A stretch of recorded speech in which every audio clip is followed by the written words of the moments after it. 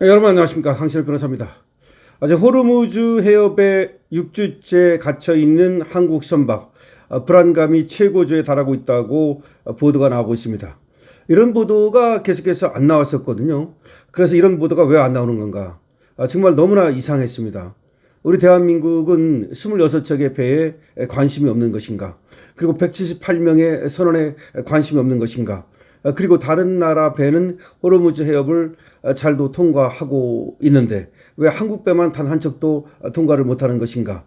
저는 그래서 호르무즈 해협에 갇혀 있는 우리 지금 선원이 178명이고 배가 26척이라는 사실을 보도해 드렸습니다. 일본 같은 경우는 60척입니다. 그리고 전체 갇혀 있는 배는 3,600척 정도 됩니다. 그런데 다른 나라들은 이미 개별적으로 협상을 하고 있습니다. 그러나 우리나라는 협상에 신중 모드 어쩌고 하면서 협상조차 하지 않고 있는 것으로 일단 보입니다.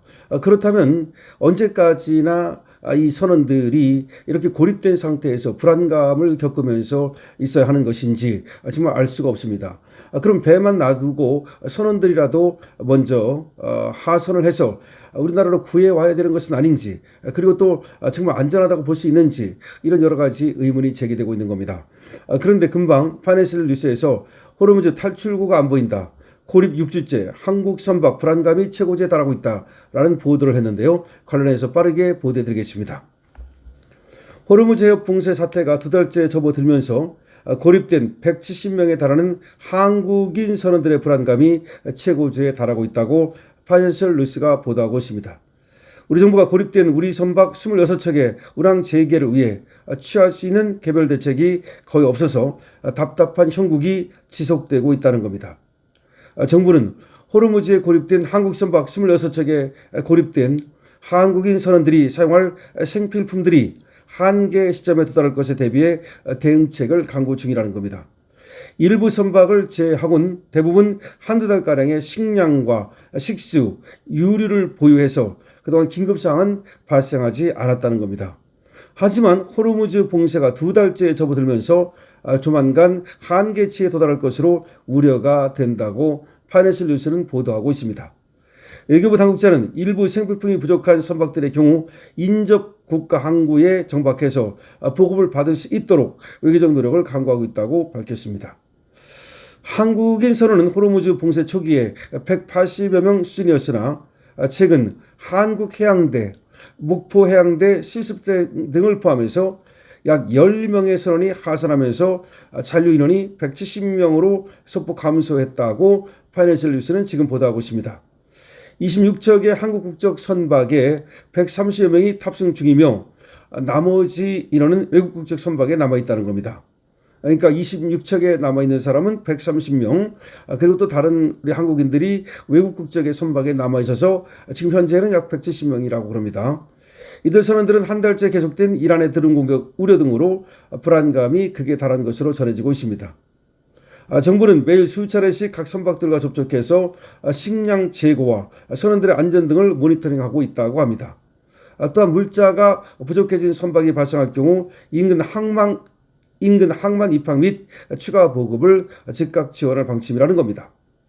자, 이런 가운데 말이죠, 일본 미쓰이 상선 선박이 최근 호르무즈 해협을 또 통과한 것으로 전해져서 재운항 기대감이 나왔다고 합니다.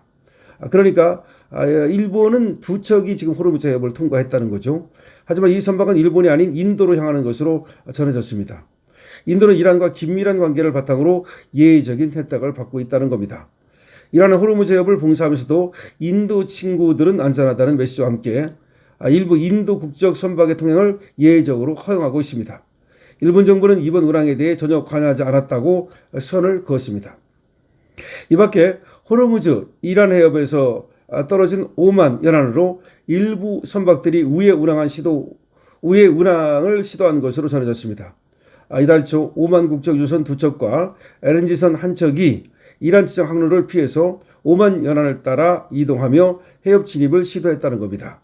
이란과 오만은 최근 호르무즈 해협 항행 규칙 등에 대한 논의를 진행하고 있습니다. 그러니까 호르무즈 해협에 대해서 항행 규칙을 이란과 오만이 지금 만들려고 하고 있습니다. 한국 오만이 생산하는 전체 LNG 수출량의 약 44.2%를 차지하는 최대 고객이라는 점에서 우회 항로 이용에 대한 기대감이 나왔습니다. 그렇지만 오만 연안은 수심이 얕고 경로가 복잡해 초대형 유조선의 운항이 쉽지 않은 것으로 전해졌습니다. 고립된 하곡 선박들은 대부분 초대형 유조선들입니다. 지금 고립된 하곡 선박들은 대부분 초대형 유조선이기 때문에 오만 항로를 따라서 이동하기에는 우리 배가 너무 크다는 얘기입니다. 오만이 생산하는 전체 LNG 수량의 약 44.2%를 우리가 수입을 한답니다. 그러니까 오만한테는 우리가 굉장한 고객이군요. 그러니까 우리와 오만의 어떤 거래가 상대적으로 많다고 말할 수 있겠습니다. 어쨌든 간에 지금 호르무즈 해협은 이란 혼자 지금 하는 건 아니고 오만하고 같이 이제 원래 관리를 해야 되는 구역인데 지금 이란과 오만이 이 통행에 대한 규칙을 만들고 있다는 얘기가 나오고 있습니다. 어쨌든 제가 말씀드릴 때 178명이라고 말씀드렸는데 지금 파이낸셜 뉴스에서는 몇 명 줄어가지고 170명 정도 된다고 그럽니다. 그리고 한국 선박 26척에 있는 우리 선원들과 또 다른 나라 선박에 있는 우리 선원들을 합쳐서 약 170명 정도 된다는 거죠. 자, 어쨌든 간에 이거 몇 명인지는 뭐 약간의 또 착오가 있을 수 있고 또 수치가 다를 수 있겠지만은 하여튼 뭐 그게 중요한 것이 아니라 하여튼 간에 단 한 명이라도 단 10명이라도 우리 선원들의 안전을 확보하는 것이 중요한데요. 지금 또 파이낸셜 뉴스를 보니까 뭐 당국에서 말이죠. 또 계속해서 연락을 취하면서 나름대로 지금 보호 작업을 하고는 있는 것 같습니다. 그래서 만약에 식품이라든가 내지는 또 물이라든가 유리라든가 뭐 이런 것들이 떨어질 경우는 인근 항만으로 입항을 해서 그걸 갖다가 또 구입하는 또 다시 채워주는 이런 것들을 얘기하고 있다고 얘기하는데요. 글쎄요.